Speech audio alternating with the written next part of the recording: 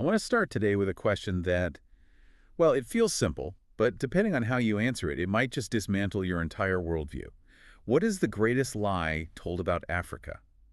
Wow, that's a heavy question. I mean, if you look at Western media headlines or even, the brochures for most NGOs, you'd probably guess the answer is something about corruption. Right, or tribal conflict or instability. Yeah, that's the standard loop, isn't it? They just need better governance. They just haven't figured it out yet.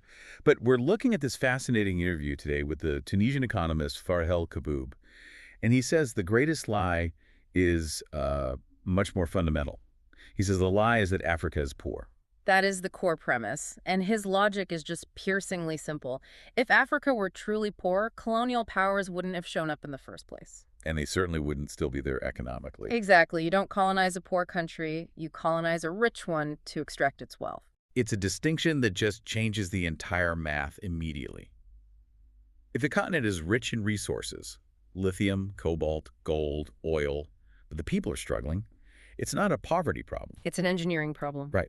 So today's deep dive is all based on Kaboub's analysis of that engineering.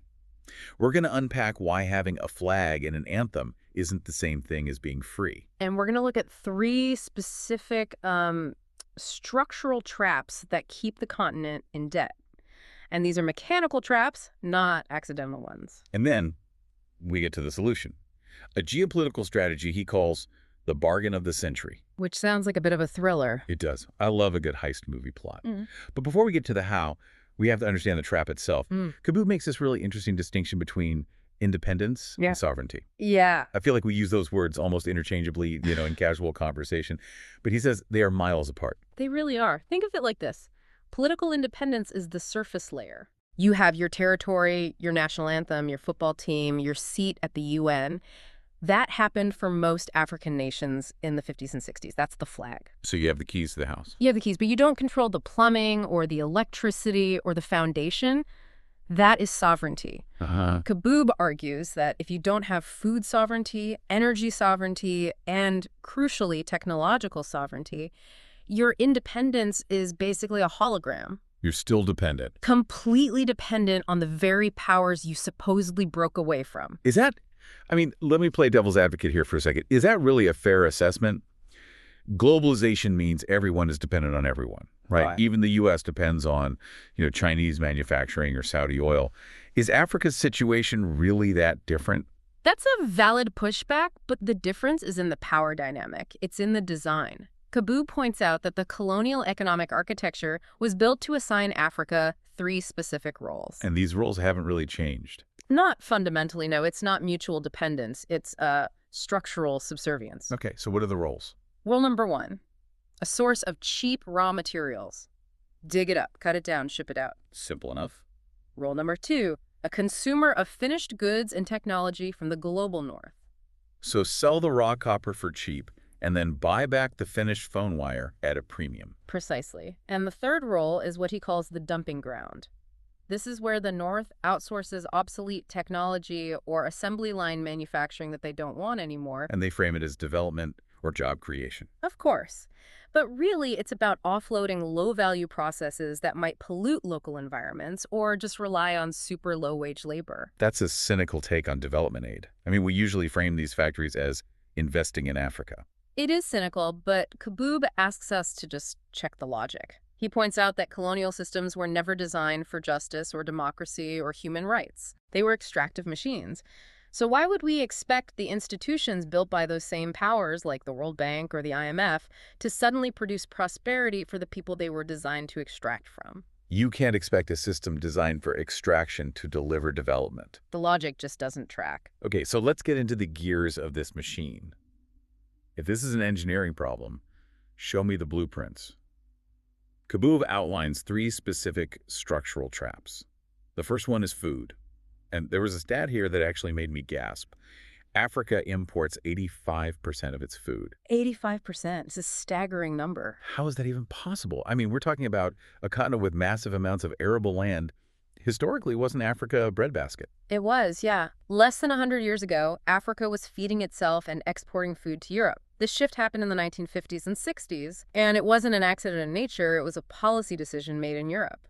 This is where we get into the Treaty of Rome. Correct. In 1955, post-war Europe was, frankly, terrified of starving. Mm. So, through the Treaty of Rome and the Common Agricultural Policy, they decided to heavily subsidize their core crops: wheat, corn, soy. So they just paid their farmers to grow this stuff, guaranteeing a price. Exactly. And because it was subsidized, it was way cheaper than what African farmers could produce without subsidies.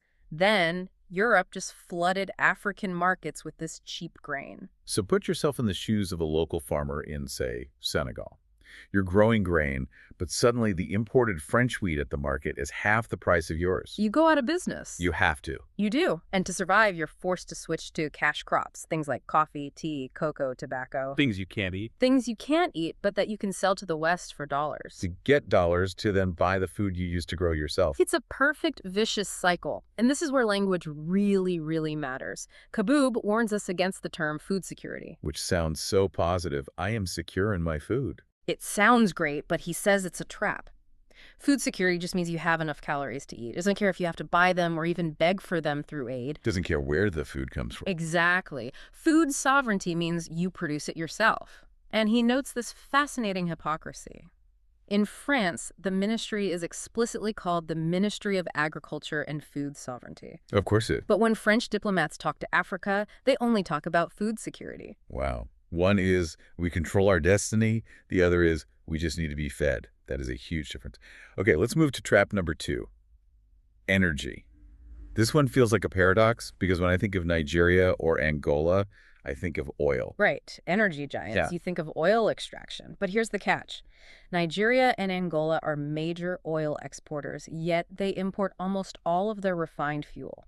Nigeria imports 100% of its gasoline. Wait, walk me through that. They drill the oil out of the ground in Nigeria, Yep. put it on a ship, Yep. send it to Europe to be refined, and then buy back the gas for their cars. That is exactly what happens. That makes absolutely no economic sense. Why wouldn't they just build refineries? Yep. If you have the oil, surely the most profitable thing is to refine it yourself. Because under the colonial model, they were systematically denied the technology to do it. The extraction tech was controlled by multinational corporations who wanted to keep the high-value part, the refining, in the north. And now he's saying we're seeing the same pattern with renewables. The exact same pattern. Right. And this is the real tragedy because the potential is there. The source cites the International Renewable Energy Agency saying Africa could produce, what was it? 1,000 times its energy needs. 1,000 times its needs by 2040 using existing technology. This isn't sci-fi stuff. So why isn't the money flowing? If the sun is shining and the wind is blowing, capitalism usually finds a way. Kaboub argues the global north sees Africa's energy independence as a threat to their influence. If Africa becomes an energy powerhouse, the whole geopolitical hierarchy shifts. So it's about maintaining that colonial role. Right. You provide the raw materials, in this case the land for solar farms or green hydrogen, for our green transition, not for yours. We're greening the grid in Berlin and Paris using African resources, while African grids stay dark. That is the critique. And this lack of energy infrastructure feeds directly into trap number 3, manufacturing, the value chain trap. We kind of touched on this with the dumping ground idea. Right. Because Africa lacks the energy and the tech, they're stuck doing low-value assembly work. But to do that work, they have to import machines, fuel, and components. Which are all high value. So you're importing expensive stuff to make cheap stuff. Correct. Which creates a permanent trade deficit. You're always spending more than you earn. And when you have a trade deficit, what happens to your currency? It weakens against the dollar. And when your currency is weak, everything you import, food, fuel, medicine, gets more expensive. That's imported inflation. Exactly. And because governments don't want their people to starve or riot over gas prices, they subsidize the food and fuel. But where do they get the money for subsidies if they're already running a deficit? They borrow it. And boom, there it is, the debt trap. You borrow just to keep the lights on. Yeah. Then the IMF comes in and says, okay, we'll lend to you, but you need to cut spending and export more. So you export more coffee and cocoa. Yeah. Which just restarts the entire cycle. It's a hamster wheel. You literally cannot run fast enough to get out. Speaking of debt, this is where the conversation got really spicy for me. The hypocrisy of aid. Right, because we always hear about how much money the West gives Africa. We have this image of the West as the benevolent donor. Live Aid, government grants, the World Bank, it feels like trillions have been poured in. Kaboob just dismantles that narrative. He brings up the Marshall Plan to show us what real aid looks like. After World War II, the U.S. gave Germany, who was the enemy combatant, remember? Right, they just destroyed Europe. They gave them a gift equal to 5% of U.S. GDP. In today's money, that's over $1 trillion. A gift, not a loan with interest. Mostly grants, yes. And on top of that, they canceled 50% of Germany's debt. They wanted Germany to reindustrialize. Okay, now compare that to today. The U.S. contribution to the Climate Loss and Damage Fund for the Global South is about $17.5 million. Kaboob calls it 0.0 nothing percent of GDP. 1.2 trillion for Germany, 17 million for the entire global South climate crisis. Yeah. That puts things in perspective. It suggests the goal isn't actually development. It suggests the goal is maintenance of the status quo. He argues that if the West was serious, they'd offer a Marshall Plan for the South, debt cancellation, and technology transfer. Instead, what we're seeing is what he calls green neocolonialism. I'm hearing this term more and more, greenwashing colonial extraction. We use the example of Mauritania, right? Yes, and this is a perfect example of how the trap just evolves. Europe is investing heavily in Mauritania to produce green steel. Which, on paper, sounds great.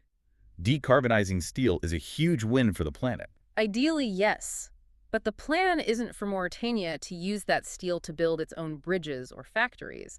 The plan is to export that green steel to Europe. Why bother making it in Mauritania? Why not just make it in Europe? Because Europe has introduced something called the Carbon Border Adjustment Mechanism, basically a tax on dirty imports. If a European car company buys steel made with coal, they pay a tax. If they buy green steel, they don't. So by making the steel green in Africa, European companies avoid a tax. It's an inflation management tool for Europe using African land and sun. Meanwhile, Mauritania remains energy poor. They get the pollution and the low-wage jobs. And Europe gets the green credits and the cheap steel. We get a pat on the head and they take the resources. That is just, it's pretty bleak. We have structural traps, rigged trade, greenwashing. But Kaboob isn't just complaining. He proposes a strategy, the bargain of the century. And this is where the geopolitical chess game really begins. He starts by quoting Martin Luther King Jr. about the tranquilizing drug of gradualism. So no more small steps. No. Incremental changes, a little aid here, a little loan there. He says it won't work. You need a structural break. So what is the play? How do you break a system that's been reinforcing itself for a century? It starts with a pivot to China, but not in the way you might think. He suggests the Global South, or a Pan-African bloc, approaches China as a unified group. So we are the 54 nations, or however many join. Yeah. Strength in numbers. Right. And the pitch is this. Look, we are the future biggest market on Earth. We have the critical minerals you need for batteries, for solar panels. We will give you access. The you. Here it comes. The condition. You must transfer the manufacturing technology. Don't just sell us the solar panels. Build the factory here and teach us how to run it. We want the full value chain. So teach a man to fish, but on an industrial scale. Let me push back again, though. Why would China agree to that? China wants to sell panels, not create competitors. That's the crucial question. If they teach Africa to build panels, they lose a customer. That sounds like bad business. From a pure sales perspective, maybe. But Kaboob argues that the Global South offers China something it desperately wants: geopolitical dominance. Okay. If China agrees, they secure the resources they need against the U.S. and Europe. They lock in the biggest future market. It's a way for China to bypass Western trade restrictions and double their global influence instantly. So they might sacrifice some short-term sales for long-term geopolitical supremacy. Exactly. But here's the kicker. That's just step one. Step two is the leverage. Once China is in, Africa turns to Germany, France, and the U.S. and says, look, we offered this deal to China. They took it. If you want access to our lithium, our cobalt, and our consumer market, you have to match their offer. Oh, I see. That's a bidding war. It's classic leverage. You Yeah. go to France and say, we want high-speed rail technology, transfer the tech, and you're in. Okay. You go to Germany and ask for wind turbine tech. Okay. You use the competition between great powers to force them to give you what you actually need. The means of production. The means of production.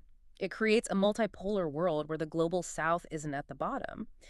And he mentions this would force a kind of degrowth in the Northwest waste, less consumerism, because they can't just cheaply extract anymore. But it would mean real sustainable growth for the South. It's a bold strategy. It requires a level of unity that we haven't seen yet from African leadership. That is the hurdle. He acknowledges that. It requires moving beyond the crumbs of aid and resisting the immense pressure that will come from the current powers.